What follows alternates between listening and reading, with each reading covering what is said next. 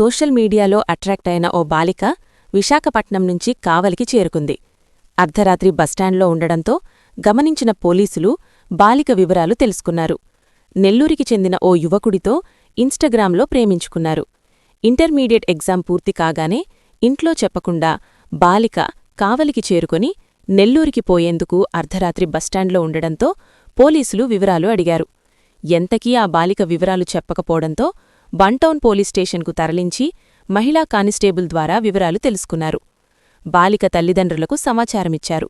బుధవారం ఉదయం బాలికకు కౌన్సిలింగ్ ఇచ్చి తల్లిదండ్రులకు అప్పగించారు. నెల్లూరికి చెందిన యువకుడు వివరాలు తెలియాల్సి ఉంది. పోలీసులు కేసు నమోదు చేసి దర్యాప్తు చేపట్టారు. పిల్లల చేతికి ఫోన్లు ఇవ్వద్దని వన్టౌన్ సీఐ ఫిరోజ్ కోరారు. నిన్న రాత్రి కావలి ఆర్టీసీ బస్టాండ్లో ఒక 17 సంవత్సరాల వయసు గల ఒక బాలిక జూనియర్ ఇంటర్మీడియట్ ఎగ్జామ్స్ కంప్లీట్ అయ్యేవి. ఈ అమ్మాయి వచ్చేసి వైజాగ్ దగ్గర సీతమ్మధార.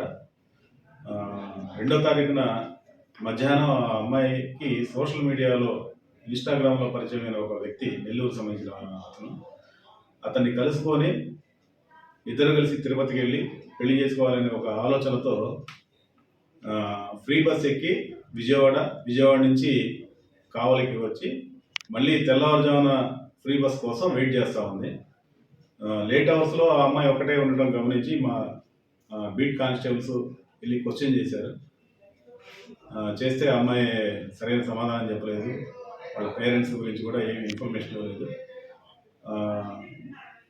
అక్కడ ఉన్న పరిస్థితుల దృష్ట్యా అది సేఫ్ జోన్ కాదని చెప్పి మేము కావలి వన్టౌన్ పోలీస్ స్టేషన్ తీసుకొచ్చి మా మహిళా పోలీస్ని సపోర్ట్గా ఉంచి మేము వెళ్ళి మాట్లాడితే వాళ్ళ పేరెంట్స్ నెంబర్లు ఇచ్చింది. వాళ్ళు చెప్పడం ఏంటంటే, మా అమ్మాయి ఇంటర్మీడియట్ ఎగ్జామ్స్ రాసిన తర్వాత ఇంటికి రాలేదు, ఎటు వెళ్ళిందో తెలియలేదు, మేము అక్కడ లోకల్గా ఉన్న పోలీస్ స్టేషన్లో రిపోర్ట్ ఇచ్చామని చెప్పి చెప్పారు.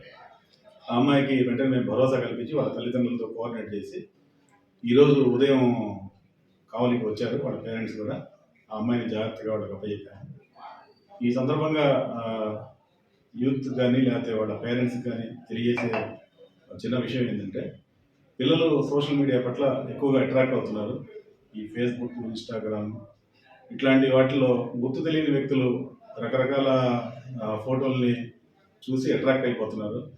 ఇంటర్మీడియట్ అంటేనే అది క్రూషియల్ ఏజ్. ఈ ఎగ్జామ్స్ అయిపోయేటప్పటికి చాలామంది గతంలో కూడా ఎలోపైన సంఘటనలు ఉన్నవి. వాటి తల్లిదండ్రులు కొంచెం గమనించి వాళ్ళ పిల్లలు ఏం చేస్తున్నారు, ఇట్లాంటి అట్రాక్షన్స్ పట్ల వాళ్ళు వెంటనే పోకుండా కౌన్సిలింగ్స్ ఇవన్నీ కూడా నిర్వహిస్తుండాలి. మనం కూడా వాళ్ళ పిల్లలకి స్మార్ట్ ఫోన్లు ఇచ్చేసి మన బిజీలో మనం ఉంటాం. ఇది చాలా ప్రమాదకరమైన వయసు కాబట్టి ప్రతి ఒక్క తల్లిదండ్రులు ఈ విషయాన్ని గమనించి వాళ్ళ పిల్లల పట్ల బాధ్యతగా ఉండాలి.